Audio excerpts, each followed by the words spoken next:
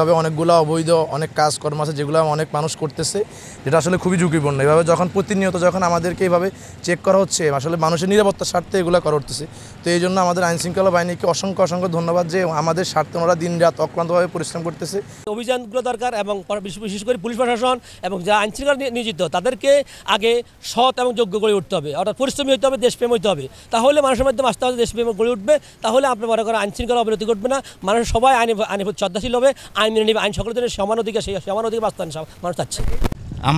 আমরা যারা সাধারণ পাবলিক আছি, আমরা চাই এইভাবে আমাদের যেন আমরা এভাবে চলাফেরা করতে পারি, বসবাস করতে পারি। হ্যাঁ, এই প্রত্যাশা রাখি, সবাই সহযোগিতা কামনা করি।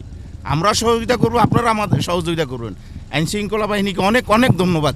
সেনাবাহিনী এবং পুলিশ কর্তৃক যৌথ বাহিনীর এই যৌথ অভিযান, এটা আমরা সাধারণত এই বিভিন্ন ব্যক্তি, বিভিন্ন নাশকতামূলক কোনো বস্তু, মাদক বা সন্দেহজনক কোনো কিছু আছে কিনা সেটাই আমরা তল্লাশি করছি।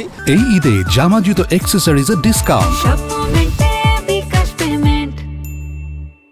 শুরু হয়েছে Standard Charter Channel I Agro অ্যাওয়ার্ডের 10ম আয়োজনের মনোনয়ন গ্রহণ। এবার নতুন ক্যাটাগরি বছরের সেরা ছাদ কৃষক সহ মোট 13টি ক্যাটাগরিতে পুরস্কার প্রদান করা হবে। মনোনয়ন গ্রহণ চলবে আগামী 15 জুলাই 2025 তারিখ পর্যন্ত।